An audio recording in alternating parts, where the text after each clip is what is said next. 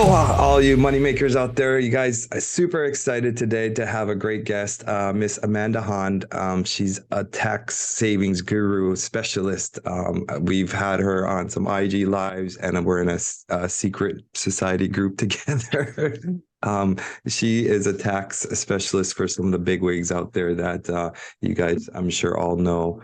And I'm super excited to have her on here and talk about the great taxes of, yeah, what we do. So let's get Yes. started, guys. We're excited. Let's do this.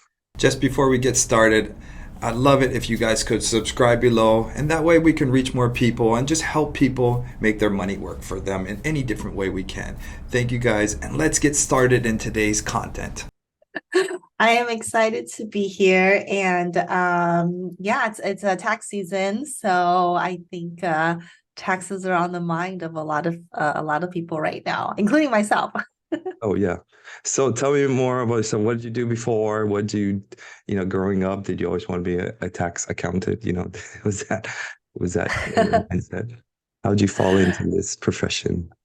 It's funny because growing up I always knew I wanted to be an accountant. So my mom was an Really? accountant. Really? Hmm. And yeah, so when I grew up in Taiwan and my grandparents owned like a bakery shop and my mom was the person like I remember when I was really little at night when the store closes, she would just count cash and I would just be so mesmerized by like so in my mind that's what accountants did, take people with a lot of cash and just kind of count them.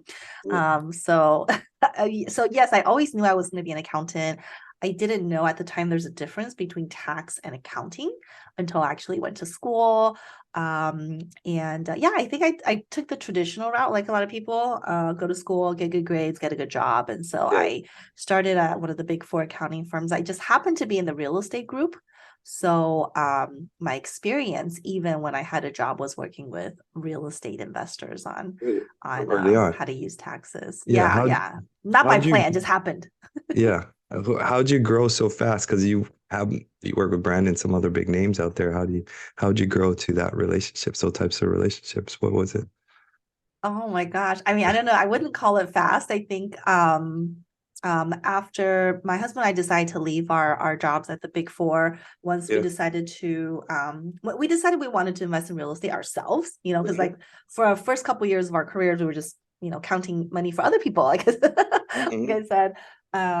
We started investing for ourselves. We started going to like real estate meetups and just like came to the realization that a lot of everyday investors don't have the strategies that some of the like really wealthy people had when we worked in the big four public accounting. So that's kind of how we started our company. Like, hey, let's take some of these like strategies that wealthy people use and apply it to everyday investors. And yeah, I think we did, I think because of our background, we kind of started out with larger investors like apartments and commercial properties um So and yeah, I'm not sure. what kind of strategies are those? So let's talk about some of those different Yeah, great strategies.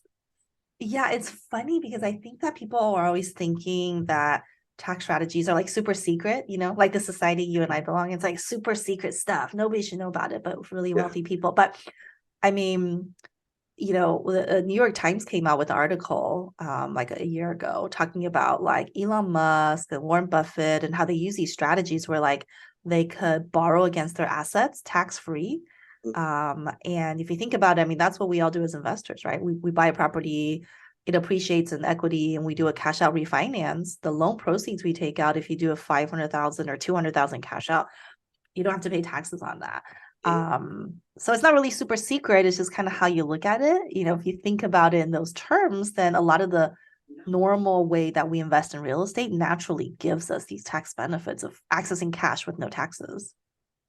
I mean, I've heard it for years before. I guess I was successful. I never needed it until you start making money, and then you start realizing, yes, I should be planning. I should be talking to my accountant literally weekly, if not monthly. I'm constantly like game planning, hey, this or that, or not even just that, even some like business entities, structures, and setups, stuff like that too, that are kind of I don't want to say tax related, but are tax related.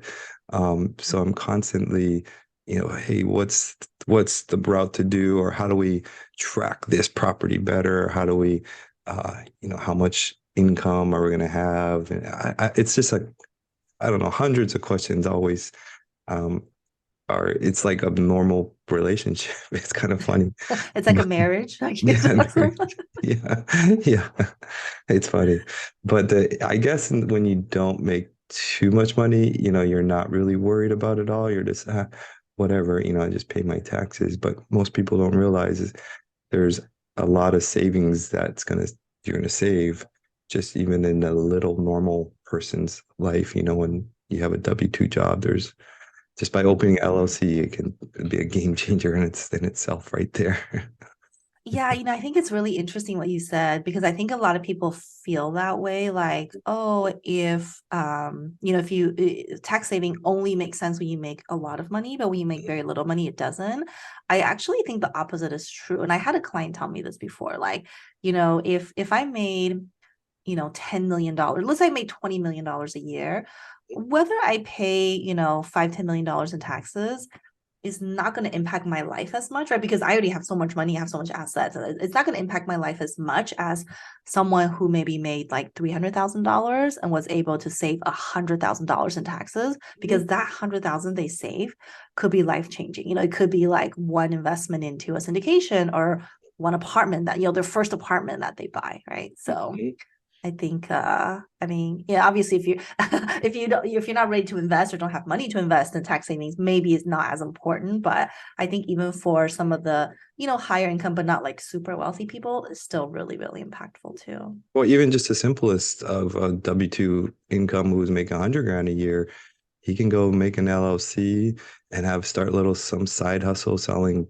t-shirts or something. I don't know. And then you can start writing off your cell phone and some extra expenses here and there, and just having that little bit of savings, that side hustle goes a long way. Where I think the most people don't realize that taxes is not, it's a lot more. It's like you're saving a lot of money, income that you wouldn't be paying out. And it's like another job in a sense that, it could be hundreds of thousands of dollars if doing it right, if you're Yeah. doing your taxes. It's another income in a sense, in a way. I don't know. It's more money Yeah. that you'd be keeping, whatever you want to think of it. Yeah, I also sometimes I tell people like saving taxes is probably the easiest money that you make, because you already made it. Like you don't have to work more hours, you don't have to get Mhm. another job, you don't have to do another deal, like it's already there. And I know, like we talked about like fix and flip, for example, right? It's just like something it's just a type of real estate investment transaction that's so highly taxed. But if you just change the facts a little bit, instead of flipping a property, maybe I hold on to it as a rental for 6 months or a year or 2 years. You're literally moving something where you were going to pay maybe 30, 40, 50% taxes to something where you're paying like no tax, right? And you get to take depreciation on it and you can do a 1031 exchange. So sometimes it's like a very small change in our investment strategy could have a huge impact in terms of how much money we actually get to keep. And just classify them as a rental. And that's I mean, a great strategy, and it's making me think a couple properties that I've been over a year right now. I should probably classify them as rentals and even do a cost seg and just do pay to recapture if it's even a flip, and you still make more off of those too as well. I should do that. And you got me thinking. I don't do it on. I normally just keep my fix and flips separate, totally separate. I don't do, and I just do a cost seg big enough to offset everything, and Yeah. other stuff. So I never have to play around with the fix and flips. I kind of just Mm-hmm. keep them both separate. But Yeah. Well, and I think, for I mean not all every investor's profile is a little bit different, right? But you're like that ideal profile where you have a business that's generating a lot of income. And yours happens to be fix and flip, yeah, but the same could work for someone who has like a medical practice or a law firm or something like that, right? I that mean, as wife long to as become a professional real exactly, I was gonna say as estate. long as you have a good spouse, it might be a husband, you don't know. Yeah. Oh, Doesn't yeah. have to always Either be way. the wife, right? Either way, yes, yes. Or the husband who's, if that Yeah. a wife's the doctor, make the husband a professional. Get Yes. his license. Go take the Yes. damn test. Yes, and if you're not married, I keep joking around that Bigger Pockets should have like a biggerpocketsmatch.com where you like match up like high income earners with these aspiring real estate investors. Just for Yeah, the it's tax a good, incentives. it's a good, yeah, it's a good dream for the tax accountant, I have to say. But for everyone listen out there who are not familiar, kind of some of the stuff we're talking about, we're talking one of the biggest things is cost segregation. And it's for, I'll just use myself as an example. So I make a lot of money flipping houses and we have a big income. Normally I would have to go pay roughly 40% of that out to federal taxes. I don't like doing that. So I go and buy rental properties, big portfolios, buying a shopping center, large assets. Um, they work for single family houses, and then we do a cost segregation.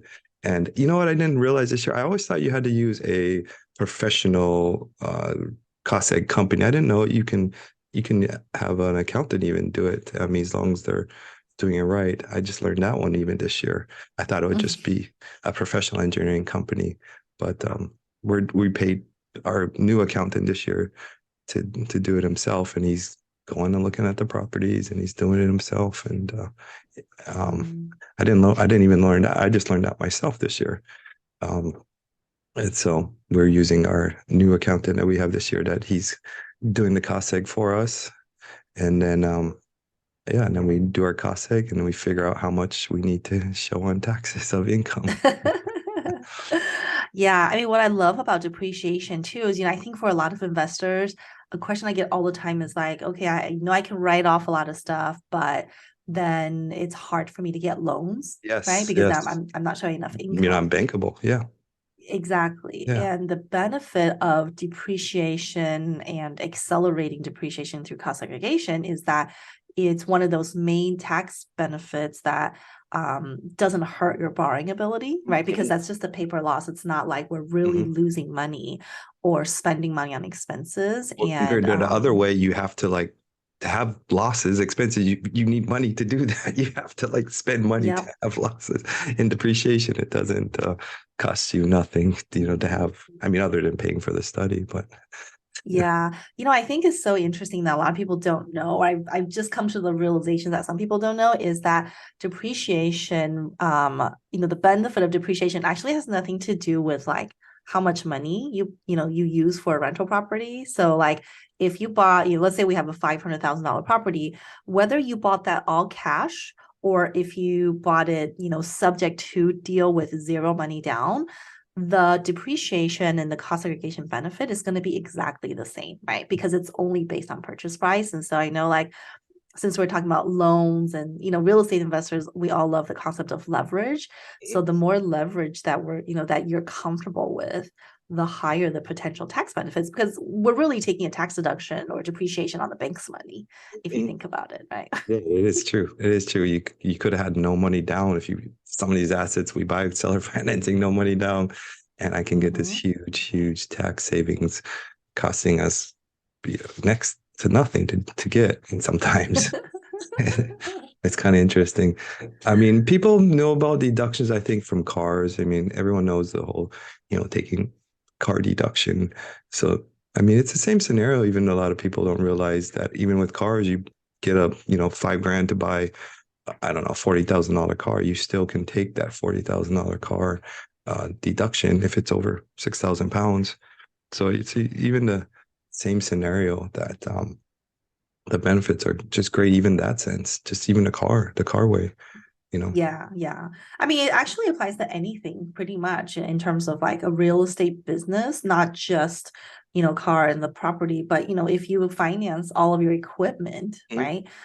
That works the same way if you are making improvements to your property, but it's based on a construction loan or rehab loan, that's the same exact thing. So it's really interesting how the government really incentivizes us to use debt to grow and then you get tax benefits in the interim.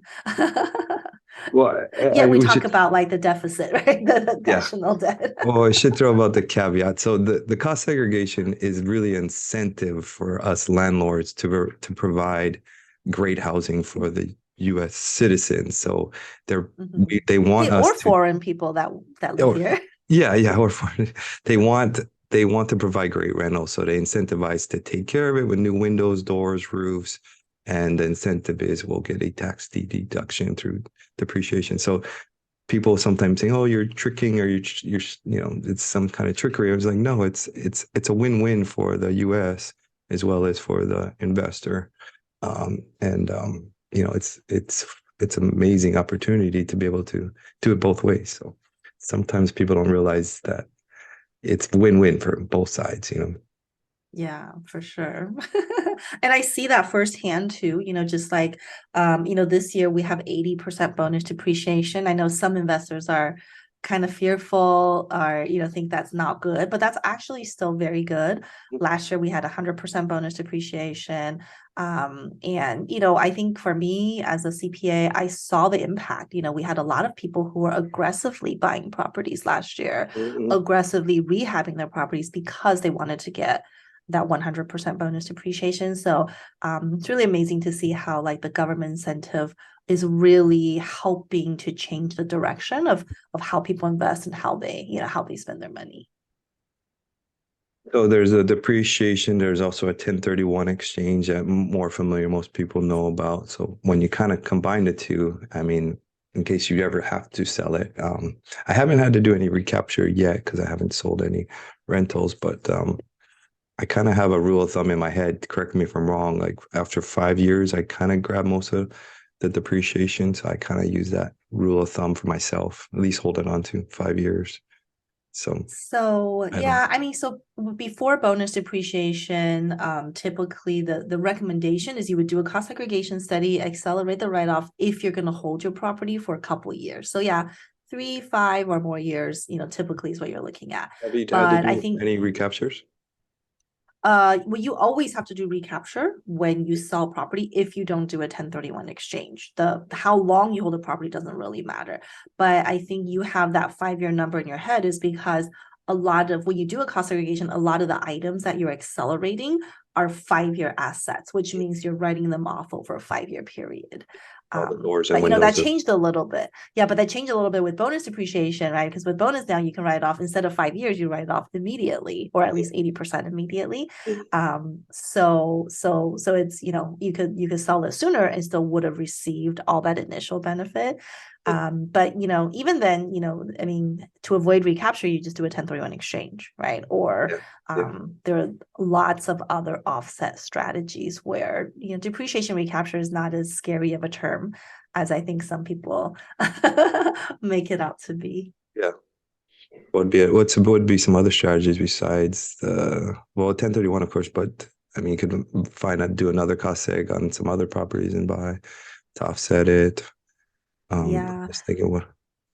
I mean, there's so many different strategies. I think one of the ones that I really, really like, and we don't talk about it a whole lot, is using retirement money for real Oh, estate. mm, So, because most of our clients are real estate investors. mm, And what ends up happening is that they generate better returns in rental properties than they could, in the stock market, right, with Tesla stock or whatever. And sure. so one of the strategies is, okay, well, how can we put our retirement money to work for us? So instead of leaving it in the stock market, let's move it over to a self-directed account and use that to buy Mm-hmm. real estate. If you can do it where you buy rental property, or if you're someone who's like more passive, you can use that to invest in other people's Yep. syndication I deals have a into lot of people apartments or with whatnot. 401ks and Roth that invest with us. Excuse me, Roth, Yeah. that invest with us and pay in return. They just have to pay it back. And Yeah, yeah. Or they can be lenders too. If you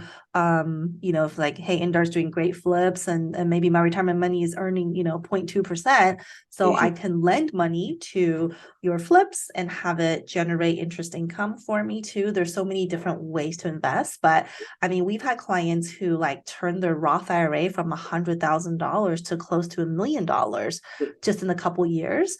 So this particular client, they used their Roth IRA money to buy a piece of land, had a small property on it, but they knew there was going to be a hospital that was going in really close by. So they held onto it for a couple years, and then later on, just they got the land ready and then sold it to a developer. Oh, So geez. I know. So Tax-free, right? smart. Forever Yeah, tax-free money. tax That's free. like generational wealth in Yeah. one transaction.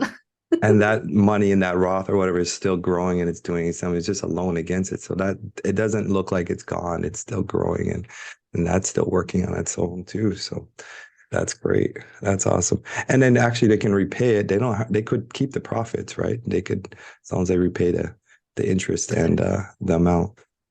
I think they Yeah, keep so the like for profit. someone who has a 401k, whether it's like your, like individual 401k or 401k at your job, right? So if you're working at Toyota and you have a 401k, you can borrow up to 50,000 of that. It's tax-free, penalty-free. And yeah, that's basically like your money. You can do whatever you want with it. You can go on vacation, you can pay for a wedding. But preferably you're using it to invest, right? Invest Should in do real estate. something to make you money. Yeah, yeah. Yeah. Don't be doing nothing else. That's not going to make you money, of course. Yes. Don't buy a TV or something. Not unless that makes you money. But no, that's great. There's we also kind of look at quarterly. We do it like quarterly. We look at our P&L. So I look at my P&Ls a lot, a lot. And I look at really my expenses because I pay taxes when I sell a house. So Mhm. if that house doesn't sell this year, it's sold next year. Our Home Depot expense can go to any house basically. So we shuffle around our expenses to match our income, what we need based Mhm. upon our cost seg. So we kind of work backwards. I do the cost seg first, Mhm. and then I'll work backwards with our Mhm. P&Ls and so forth. And I'm constantly looking at what I know while getting cost segs. I just do a 25% kind of uh, Ballpark. time. Yeah, just I times it by 25%, even though I think we get 30, 35 sometimes, but I'd rather be conservative. And for whoever's listening there, I'll take the property value, not the land, just the value, and times it by 25%.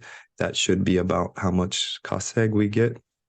And then that's about how much income roughly I want to show, give or take.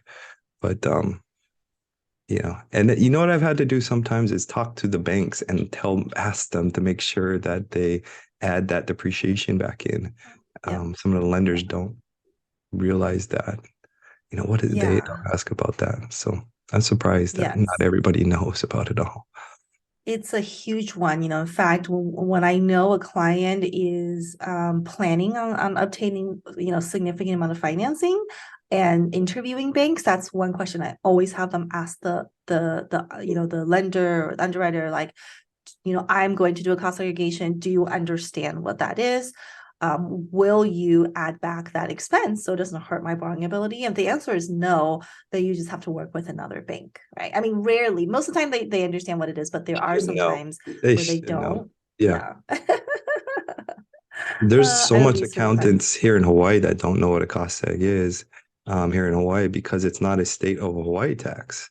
And I mean, it's a new thing, 2017, right? I think it came out something like that. So, Well, cost segregation has been around for a long oh, time. The really? difference, I think, is just some states don't allow for that 100% bonus. Yeah. But yeah, I wouldn't say Hawaii specific. I mean, all over the US, there are a lot of people, a Mm. lot of CPAs, unfortunately, um, who don't understand cost segregation. Or like you were saying earlier, they just wonder if that's something like fraudulent that you're not Mhm. supposed to do. Yeah. I mean, the tax code is just, it's just a tremendous amount of information. So for someone to truly understand all of it, it's difficult, right? So that's why you always want to work with someone who sort of specializes in what you're doing, whether it's real estate or you're in manufacturing. You just want someone that understands what, Tell the everyone loopholes are there. that's my first conversation with any CPA or accountant you're going to work with. Ask them for a real estate person if you know what a cost seg is. And the second, if you have to explain to them what a cost seg is, then it's probably not the right CPA for you. And I was getting that a lot. And some of them just, that it was just not their line of business. And they say, oh, I could probably figure it out, which is Oh great. no, that's a But yeah, terrible. yeah, I don't want to be working with somebody who has to figure it out. Figure it out, yeah, You, at your you, expense, right? yeah, you And don't we've want heard that to. before too. Like most CPAs charge by the hour. Mm, And so they'll say, yeah, well, yeah, I've not heard of a cost seg, but I'll figure it out. And then I'm gonna bill you at my $400-500 an hour rate to, figure it out. yeah. That's what you don't want for sure. Let's talk about, that we didn't talk, so accounting wise, the other side of the business, obviously the part behind it all, a good accountant and tracking all the numbers. It's always been since I've grown in this business, I've struggled from the beginning to, of course, now it's always constant struggle.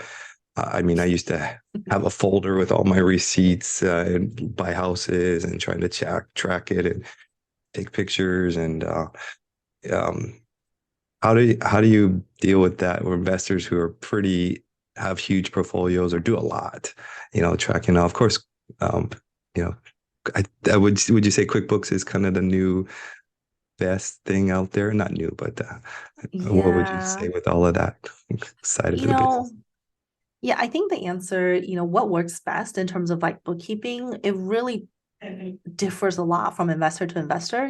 So Yeah. for newbie investors starting out, they just have like one rental or house hacking. Like they don't really need QuickBooks. They could probably get away with Excel or something like Stessa, right? But as you get into larger deals, especially when you start partnering with people, like doing syndications and things like that, then you need a real like financial software. Mm. But yeah, QuickBooks for people like, QuickBooks is probably the most common one we see for investors that have partners or are syndicating deals. I think especially for people who are doing fix and flip, like in your line of business, Mhm. I mean, just the number of transactions could be very heavy, and that's why you're saying it's like a constant struggle. I think that's the word you use, like Yes. constant Yes. struggle. Yeah. And we see that a lot, just the nature of the business, which is very different than like your long-term hold. I'm assuming your rental portfolio Easy. Yeah. probably takes 10 minutes, right? Yeah, Like, that's easy. Yeah. um, You got their own bank so I accounts, so think, they're easy. Yeah. Yeah.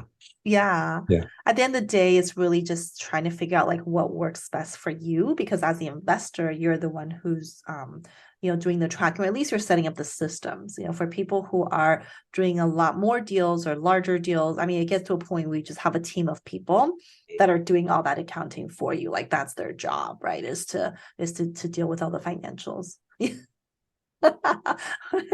um but I think it's so important. I just have to say, like, I've shared this story before, but I'll share it again because this is a more recent experience I had, like in the last month or so. um Especially for people doing like fix and flip, it's really important for you to look at your numbers all the time, because I always have clients tell me like, oh, I think I'm projecting to make X dollar amount this year. And so we do the planning around that number, right? This projected Mhm. number. I'm going to sell, these 10 properties and here are the profits. But then after the year is over, if we're just now seeing the numbers cleaned up, what happens a lot is the profit is much lower than what was anticipated. And that becomes somewhat of an issue, right? Because you plan for a certain number, we use all the strategies. Maybe you did a cost seg, maybe you bought a new car because you thought you were going to offset all this income. But when really we didn't have that much income, because after you track your expenses, it's like, oh, profit wasn't as high, right? So want to like avoid that type of issue by doing what you do, which is like you said, you're looking at it all the time, always looking at your numbers. Every property. And I'm guilty of that too. Oh, I'm gonna make this much. And then when you actually look at the numbers, like, oh, jeez. We actually have a before and an actual when we do our flips. I'm huge in Excel. I love Excel. So I have sheets on top of sheets, and yeah, I love Excel or Google Sheets now. Yeah, Both of them. So I've been yeah, yeah, tracking our stuff for a while, and I still can't give up, even though we use QuickBooks and it recapture. I mean, everything's in the bank accounts and it's all classified in there. We still, I just, I still track on my own or Excel yep, expense logs and so forth and incomes for each property, just because yeah.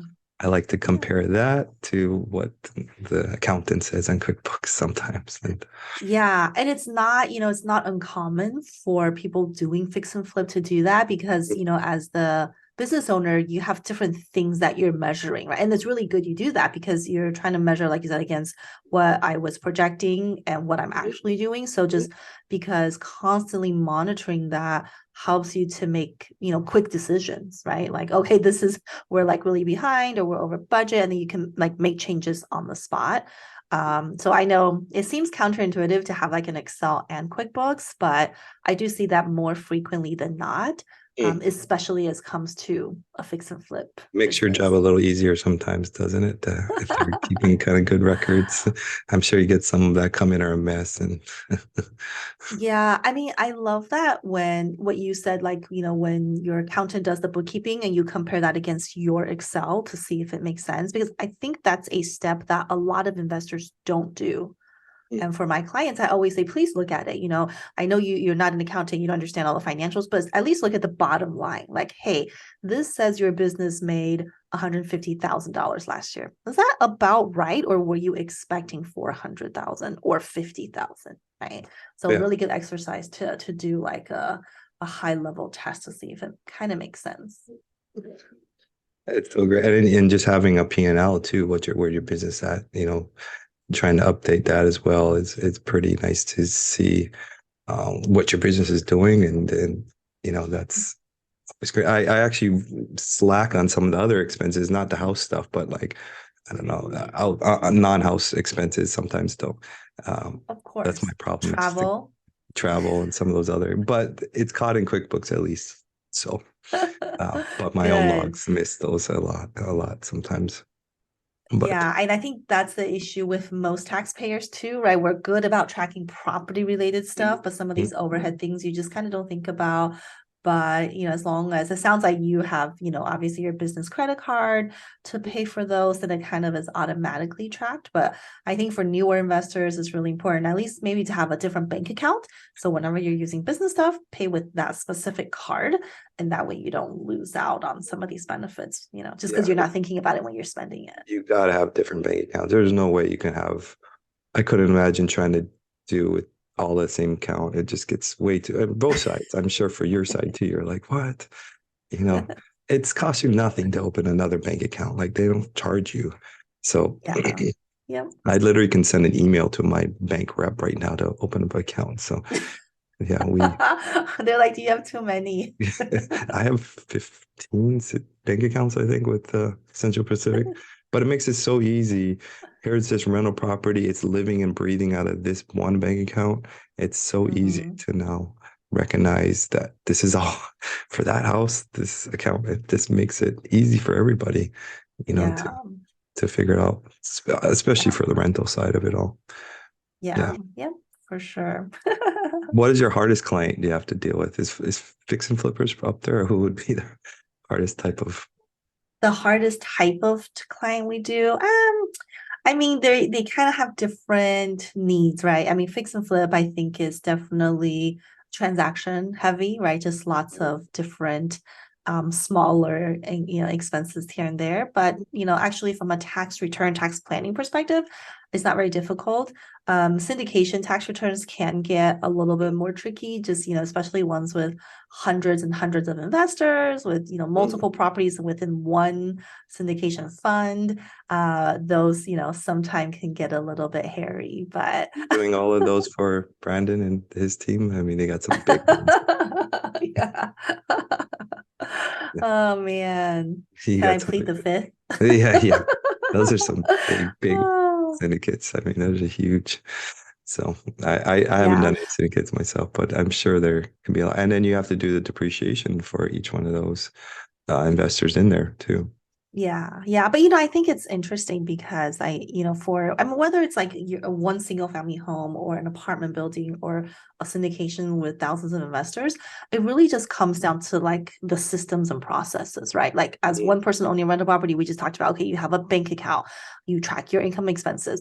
I mean, at the syndication level, it's really the same thing, right? So like a syndication, we have a syndication bank account, we have someone tracking the income expenses. So as long as you have the systems in place, I think that that's really the key to making sure you can scale and still be in charge of your deals and not be lost in the numbers.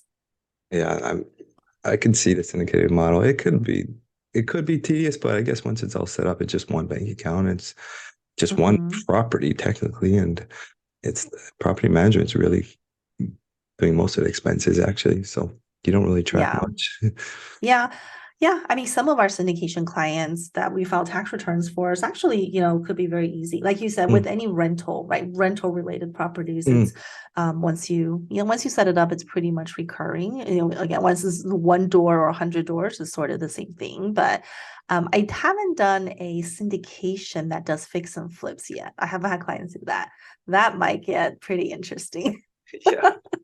Geez, that would be tough. All the different Yeah, debt. syndication flipping a couple Yeah. properties in a couple different states. Yeah. And I'm in different states, so I'm not an easy client. I'm in 10 different states, and so my books are pretty intense. So I've been trying to always find a new good bookkeeper. We were using Indian people last year. Now we switched to our new guy to Mhm. help. The Indian people couldn't keep up Oh, with good. our bookkeeping. Yeah. They didn't understand real estate either, so I've been Hmm. trying to find a new CPA slash bookkeeper to do both because we were always split into two different, Hmm. and I like to obviously be under one to be able to just plan better, you know. I know Yeah. he, Yeah. I think there's a lot of people ask me that question too, like, should my CPA just do my books for me? And I think um the answer would be different for people, right? I think if you can afford it, then yeah, sure, you can have sure. same person doing the same thing. But if money is a concern or is limited, then you could get away with having someone at much cheaper cost to do the books and just have the CPA review it, whether it's monthly or quarterly, right? Kind of like what you're doing, just have them help review it. And that way, because you don't want to overpay, right, for something that could be Yeah. done, like data entry stuff. You don't need to have a CPA do that. Thing in my personal journey, I've just been growing, obviously, and we were in that route, but now as we're into multiple states, multiple entities, it's just worth it for us to pay for a somebody to just help manage all that and to Yeah. even plan what we're how we're going to do it in QuickBooks. Are we going to open another account for this one? Are you going to make another LLC? Is it going to be a pass through? Or I don't know. It's so much stuff. But I think as stressful as it seems, the the reason you're doing all this, right, is so you can make better business decisions, Mhm, mhm. during the year on how you can operate, and then also for the tax savings, it makes your life easier at the end. So the headache is if you do it earlier, invest the time to set things up right. Theoretically, the goal is to help protect you from headaches, come tax time or year end. It's um it's like I knew nothing about none of this stuff before I owned a business, before I started, like let alone what a Well, who profit does, right? Who knows yeah, this stuff? what a profit and loss statement is or a balance sheet, like none of that stuff. I think even gross or net income I didn't even know. And now I laugh at that, but it's like it's you have to learn it. You have to be good at it. And I enjoy talking about it now, taxes, because it's money that we're going to be saving, or um, it's almost like a fun game now that I talk about it. For some reason, I don't know how to explain it to others, but it's just exciting to strategize. It's like a strategy. Like, Yeah. It's funny. I feel like, when people say that's like you come to the other side, with like most Americans, when they think about taxes or talk about taxes, mm, is this thing that's really dreadful. Nobody wants to mm, talk about mm, it. It's just like bad. April, people hate April. But once you come to the other side where you're strategizing, you're getting the benefits, and once you see the benefits, it becomes exciting. mm, And you mm, start wanting to talk about it and like share your journey. I really love that. Like, on social media, I see a lot of my clients talking about tax stuff and mm, sharing their tax strategies. And I just love like hearing the enthusiasm when they talk about it. I'll mm. be honest, I am sometimes nervous when my clients are talking because I'm like, what are they saying? Like, is this correct? Like, I hope they're saying it right, I'm just talking to you on here. I'm like biting my tongue a couple of things because I don't want to say the wrong thing. Because it's, yeah, like you said, it's like one of those topics, like you have to be so fragile in talking about, even on social media, that Yeah. it's like, oh, I'm not a tax specialist. You got a disclaimer, put it on there. And it's one of those Yeah. this fragile topics that, you got to Right. touch around Yeah. on. You can't say. And I, Yeah. and I I always tread water lightly when I how much I should say or not say, and Yeah. yeah, Well, it's funny, right? Because you on social media, people share like dieting tips all the time, but they mm, don't say like, "Hey, I'm not a doctor," you know. yeah, yeah. But You yes, know, for tax stuff, you have to say, "I'm not your CPA," you know. yeah, yeah. You do. I should put that in every comment I have. I'm not a tax specialist. This is just what works for me, and it works for thousands out there like me. So Yeah, yeah, I think when right. I first talked about cost seg, everyone thought it was like I don't know, too good to be true or scamish, but I don't know why people Hmm. thought that. I guess people don't realize it could apply to them, you know. Yeah, yeah. It's funny. I mean, we talk about cost segregation. A friend of mine, her dad's been investing in real estate for decades. Mhm. And she just said, you know what, he pays quite a bit of taxes. Can you just take a look? So I took a look at the return and, commercial real estate, single Mm. family homes, the whole portfolio, never, no accelerated depreciation, no cost Mm. segregation. And so, he went back to his tax person and said, hey, how come, can I take like cost segregation on this? And the Eh. CPA's response was, sure, why not? And you can imagine how mad he was. Like, what do you mean, sure, why not? Why haven't I been doing it all these years? Jeez, he could have saved them hundreds of thousands. Jeez, it's crazy. That's crazy. Yeah. I brought it up to an older guy, gentleman too, that I know he's been doing it for years and years. And yeah, sure, come about cost seg, and he like brushed me off, like whatever. But I don't want to argue with somebody that's been doing it for years and years, and like kind of let them, you know, he should be knowing Yeah. what he's doing. Well, Everyone and knows I the think, 1031, but they don't know the cost seg, I think. yeah, and I think as taxpayers in general, if you're just an investor, right, and you've hired a CPA, you've hired a CPA who theoretically knows real estate or, has experience in real estate, I think your natural instinct is to say, well, of course they are already doing it. Mm. They're Mm. using the strategies. They're accelerating write-off, they're doing concept because why not? Right? Why not? Like the CPA said, why not? So we as taxpayers, we're thinking, well, why not? Of course they're doing it already, right? Like, so thank you for telling me my CPA is already doing it, I'm sure. But I think that's where, I mean, if What someone tells you suggestion, What do maybe you just think it is? double Like, I check. think everyone knows about the 1031, but not everyone knows about the cost Mhm. seg. What do you think that is? What do you think that's is? Or do you I see that? That's what I see. A lot of people know the 1031. Yeah, They don't know about sure. cost seg. What do you I think don't that? know. I think it's just I don't know, maybe not that many people are interested in learning about taxes, and like again, CPAs is a very generic terms. CPAs work in all capacities. And even if you just do tax, you're probably doing taxes for all types of industries, right? Food Yeah, and beverage, yeah. manufacturing, and they all have different credits, different incentives. So cost segregation is one of those little strategies within real estate. So if Uh, that's not someone who does a lot of real estate, yeah. they just might not know it, not like maliciously not doing it, but they just might not know Just don't it. know it. Yeah. So, I so, think what you're saying that most CPAs haven't, real estate hasn't been a large part of their clients. mhm. So, they focused on the other industry standards and tax savings tricks there. So, um, Yeah, it's I think interesting. I mean, for me, for my husband and I, we've been very fortunate. Like you said, right, earlier on, we got some pretty good clients. And Mm. so we've been really fortunate that we've been able to specialize in real estate. Like we Mm. just have enough clients or enough people coming to us. They're like, hey, our whole book of business is people who are full-time real estate, or if they're part-time real estate, they have a job or have a business, but they have real estate as one of their main wealth building tools. Yeah. Whereas that's just in reality not the luxury for all CPAs. If someone graduated college and just wanted to open up a firm, odds are they can't just be like, I want to specialize in this, right? It's like, well, I have bills to pay and I'll do taxes for anyone. Anyone who comes in willing to pay me, I'm going to do it. And I think that's why you're saying, hey, why do they not know about cost segregation? Because they have to, take care of all types of different clients and not just really specialize in one.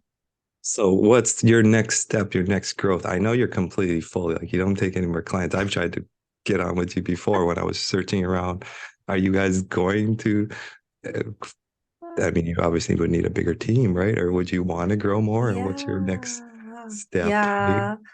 So we yeah, I mean we've For us, we have really decided to shift our focus to help people with tax planning. Yeah. And so for tax return filing, we historically we're just kind of full all the time. Sometimes we'll Mm. have like a spot open up. But what we realized is that anybody can file a tax return.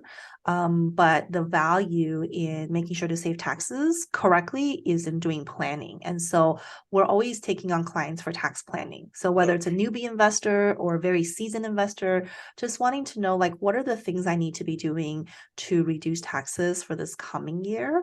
Mm. That's kind of what we excel at, and that's where we can help people. So yeah, I think for us this coming year is really just to spread the message more, to Yeah. see through podcasts like this, through our educational platform, through social media, like how we can just help more people learn ways they could reduce taxes through Would that be a planning. consultant fee or so forth, or would they?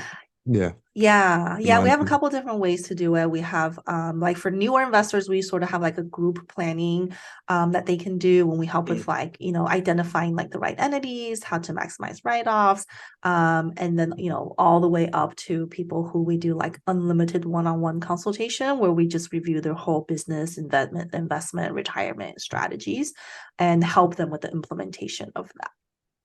Mm. So you could, yeah. I mean, that's what ultimately anyone listening out there doesn't have somebody like that. You need to have that. If you guys are filing your own, I don't know, what is it? I can't. TurboTax? TurboTax. Yeah, if you're filing your own stuff on TurboTax, it's worth the call with Amanda and just set it up. Even if you're at one rental property, there's like a lot of things you can do, even with just having one rental property. Some of those expenses can flow through there, whatever it may be. You know, are you taking Yeah. all those expenses that, like, I didn't even know some of the other expenses you could be taking? You have part of your driving, your food, and all these other things we could be at potential expenses. And then the other side of it all, do you want how much? What are you trying to do next year, 2024? Are you trying to potentially buy a house? Or you're potentially trying to buy something? How much should you show to be able to buy Mhm. something? Do you need Yeah. to show 150,000 at least in income to be able to purchase this house? So, Yeah. planning that way instead of just doing your taxes. And, you know, I think the old way of thinking, or at least everyone else, was to have income and then you just have all these expenses and just try and get your expenses to zero. That was like that's their old way or beginner way of thinking. I don't know. Before it all, Yeah. that was how you used to think, like, oh, just have more expenses and get it to zero. But then you're not like planning for your future next few years too, because sometimes when you Yep. buy a large assets, you need to have 2 years healthy incomes. Yep. And so that's what we're talking about, strategies and planning here. A lot of people don't realize that's um, Yeah. I mean, the it's key of. definitely like a team sport. Mm. It's like to do real planning it's your tax person, maybe your attorney, right? Because you also have liability concerns. Maybe it's Mhm. your mortgage broker because we Mhm. want to make sure you can still get loans.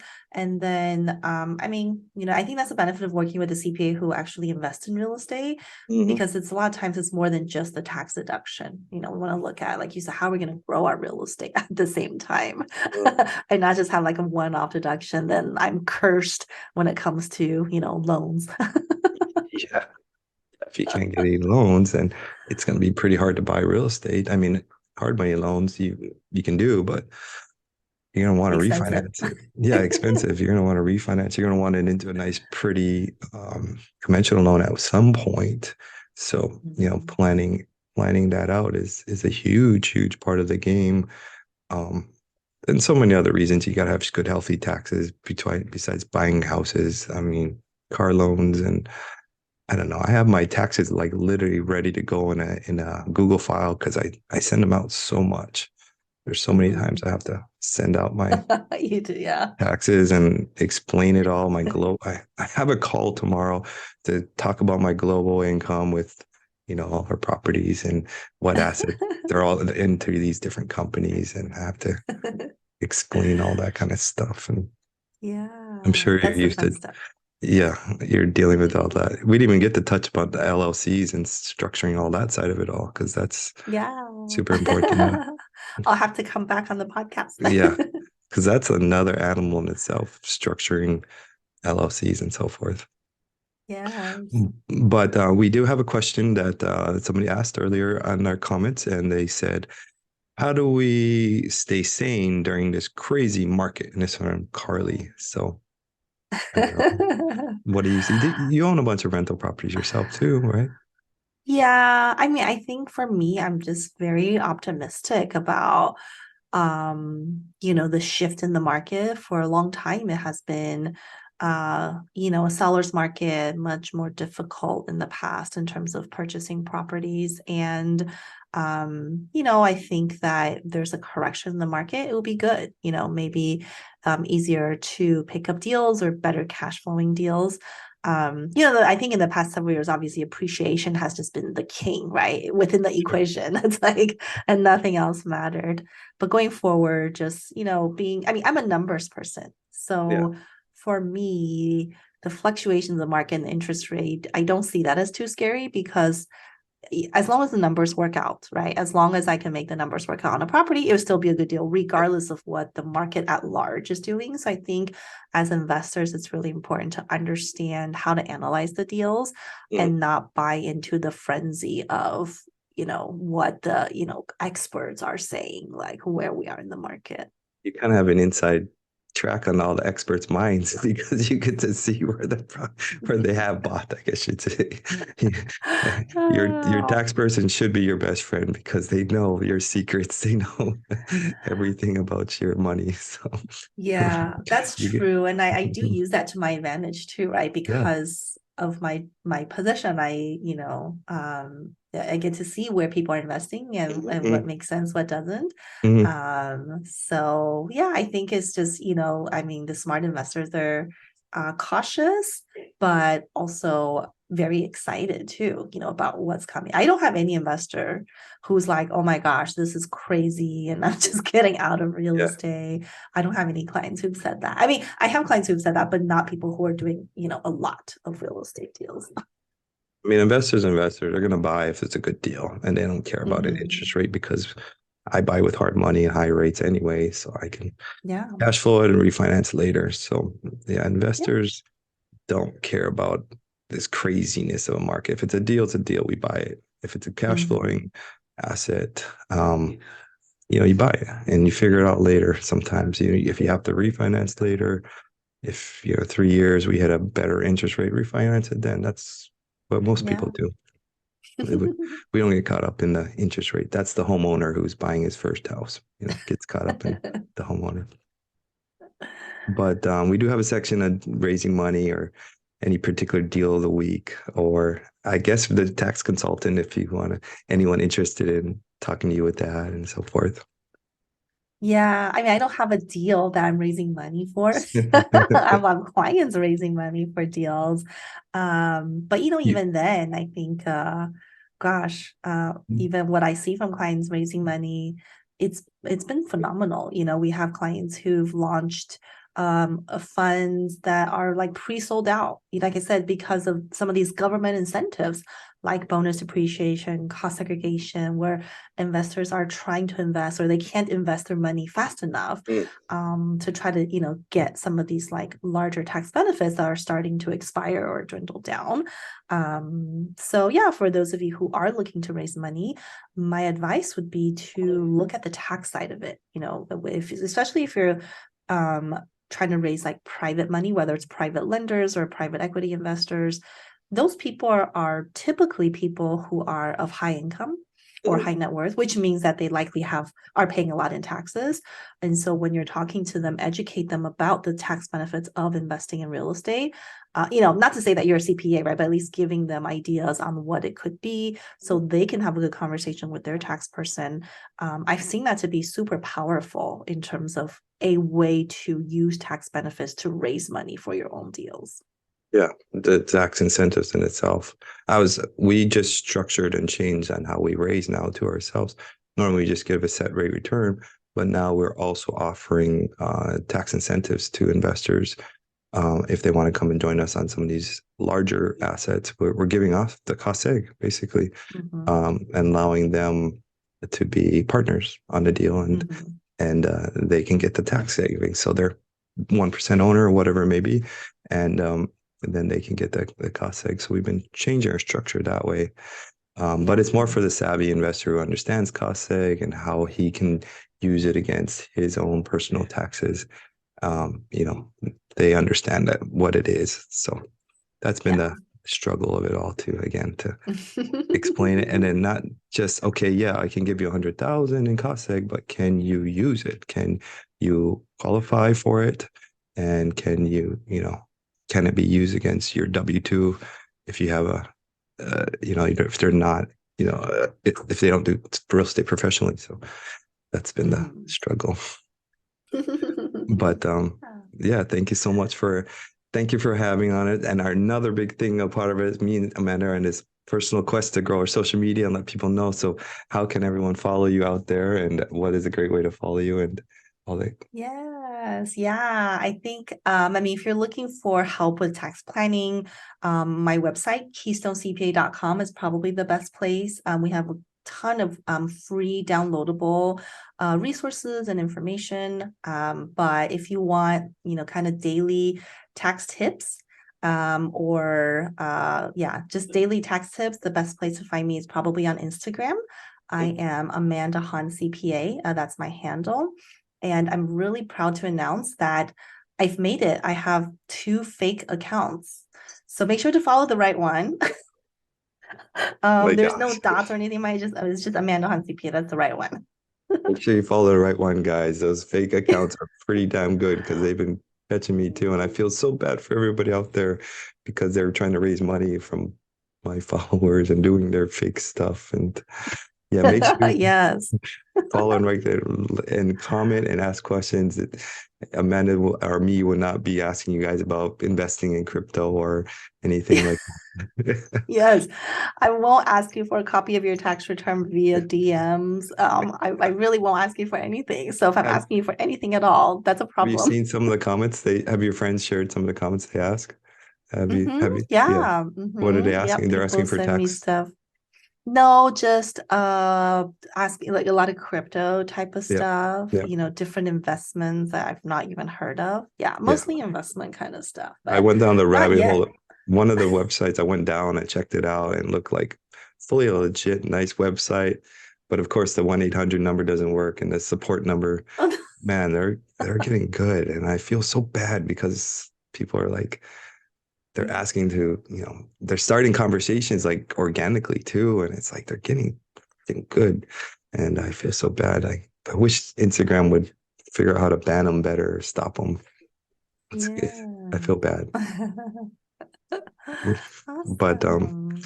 I'll let you go. I know we've been talking for an hour now. So thank you, Amanda. And please like and comment and Yes. subscribe. We really appreciate all the comments and we're super excited. Ask questions about taxes. Don't be scared to ask questions because no one knows some of this stuff. It's only learned by asking, and have a dialogue with your, Amanda or any kind of tax professional. So shouldn't be a one way. You should learn and talk about it, right? Yeah. Awesome. Thanks Yeah. for having me. Thank you so much, Amanda. Yeah. I'll see you later. I'll see you in the group. See ya. Bye. Bye.